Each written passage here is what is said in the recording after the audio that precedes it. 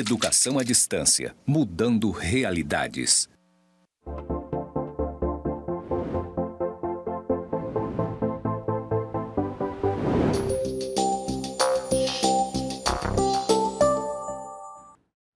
Olá, tudo bem? Eu sou a professora Fernanda Amaral e esta é a disciplina de Gestão Financeira e Orçamentária em Organizações Públicas.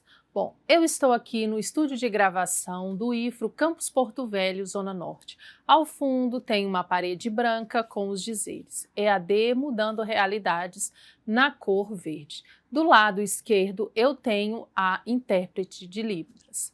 Agora irei fazer minha audiodescrição. Eu sou uma mulher morena, tenho cabelos longos pretos, estou usando óculos, uma camisa branca e verde e calça jeans. O sinal que me identifica na comunidade surda é este. Bom, agora vamos lá para a nossa aula.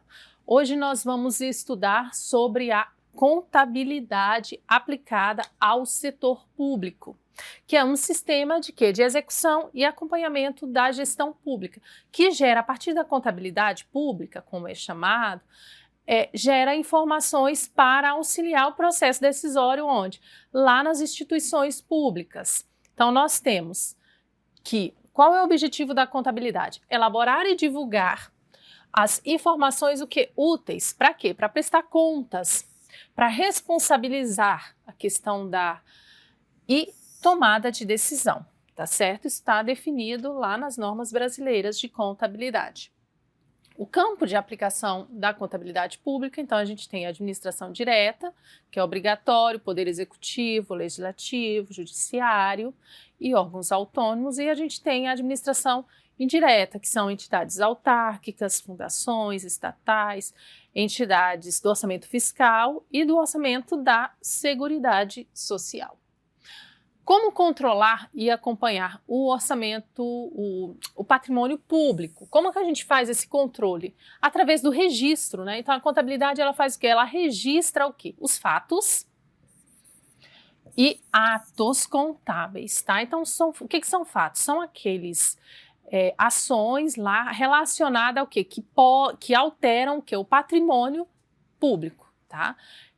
Ela é o quê? Importância de integração entre o sistema de informação contábil e os segmentos geradores de informação. Hoje nós, com a evolução tecnológica, a contabilidade ela está integrada com todos os demais segmentos. Então a gente tem o conceito de ato contábil, né, que não provoca mudança imediata no patrimônio, mas pode no futuro promover essa mudança. Tá? E fato contábil provoca a modificação do patrimônio, tanto qualitativamente como quantitativamente.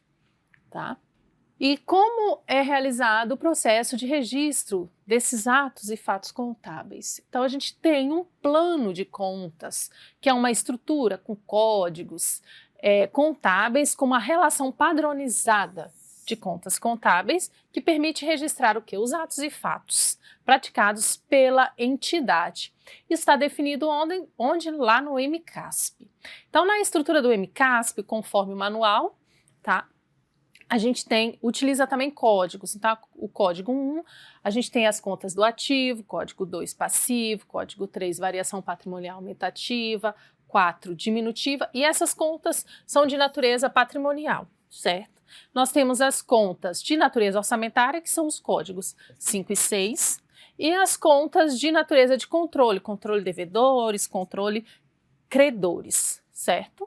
Então, um exemplo de conta, de lançamento aí nessas contas de controles devedores e credores, é o exemplo de não tem essas máquinas que recebem para a terra, que as associações recebem. Então, o que acontece? Essas máquinas são do município e o que acontece? Elas fazem um contrato cedendo para determinada associação. Então, quando faz esse contrato, o lançamento contábil desse contrato deve ser feito nessas contas 7 e 8.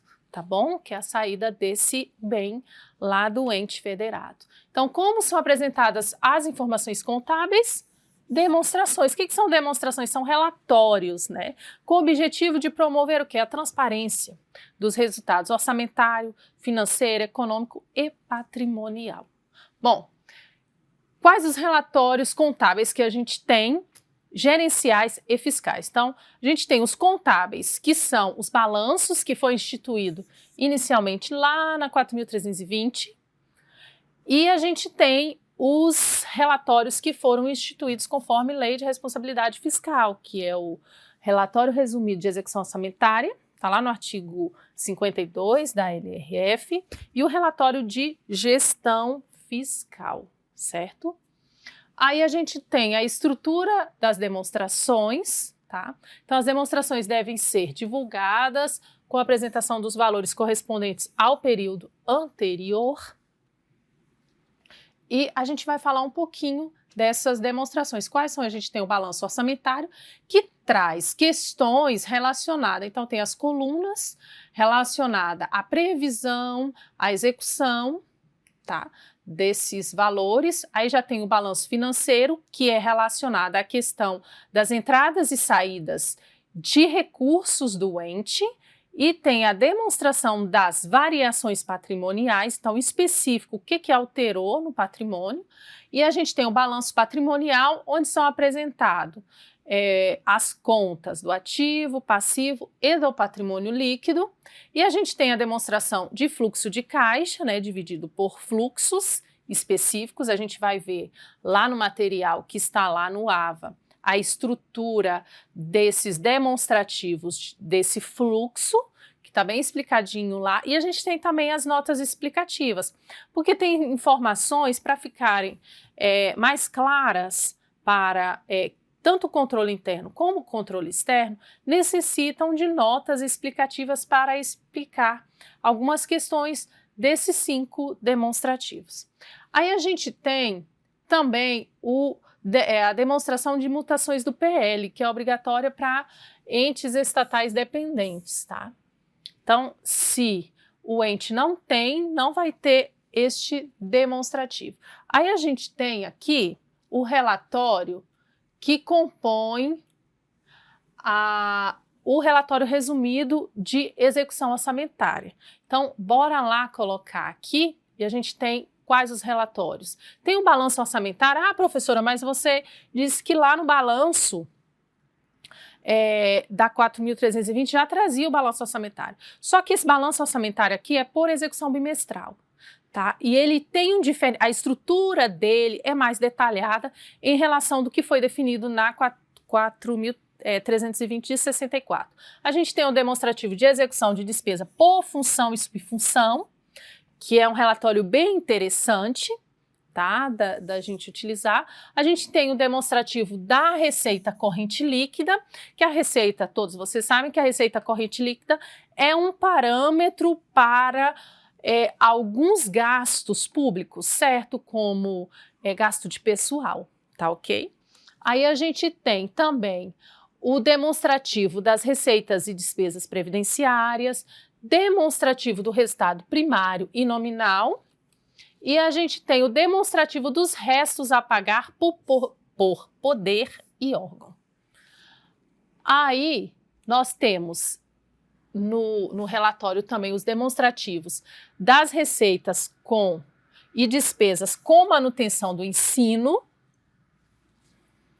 A gente tem demonstrativo das receitas de operações de crédito e despesas de capital, tá?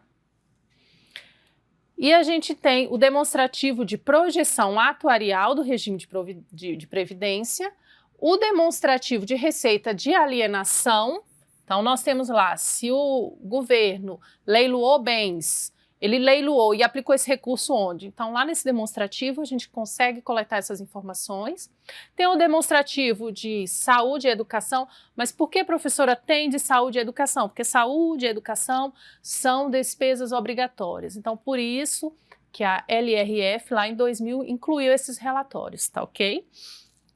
E a gente tem o demonstrativo de parcerias públicos-privadas, também no relatório resumido de execução orçamentária. Lembrando que esse relatório, ele é bimestral, tá bom? Então, bimestralmente são apresentadas essas informações, o que foi arrecadado no primeiro bimestre, aí depois no segundo bimestre, e assim sucessivamente até o sexto bimestre. Então, tem as colunas de acumulado, conforme está descrito lá no AVA para vocês. Tá? E a gente tem um relatório de gestão fiscal, que o foco é o quê? É a gestão fiscal, a questão do cumprimento de limites, tá?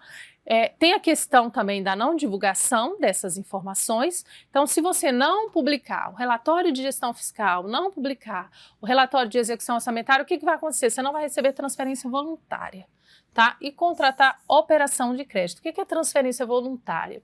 Então, você está pleiteando junto a um ente, por exemplo, o município de Porto Velho está pleiteando junto ao governo federal um recurso para construir creches. Então, se ele não apresentou esses relatórios, o que acontece? Fica impedido de realizar esse convênio que se caracteriza como transferência voluntária. Bom, aí quais são os demonstrativos que compõem o relatório de gestão fiscal? Então, a gente tem o demonstrativo de despesa com pessoal, nós temos o demonstrativo da dívida consolidada, né, toda a dívida do ente, e a gente tem aqui o demonstrativo de garantias e contragarantias de valores deste órgão. E a gente tem demonstrativo de operações de crédito, se o ente realizou algum empréstimo junto a instituições financeiras, junto ao governo federal, vão ser transcritas neste relatório. E a gente tem o demonstrativo de disponibilidade de caixa e de restos a pagar. Isso aqui é uma informação interessante porque hoje nenhum ente, principalmente no último ano do mandato, pode deixar restos a pagar se não deixar disponibilidade de caixa. Então, foi instituído este relatório também para questão de transparência e da gestão fiscal. São alguns relatórios, a gente vai trabalhar isso com mais detalhes lá no AVA, ok? E finalizamos aqui a nossa web aula 3. Meu muito obrigado e até a próxima oportunidade. Tchau, tchau.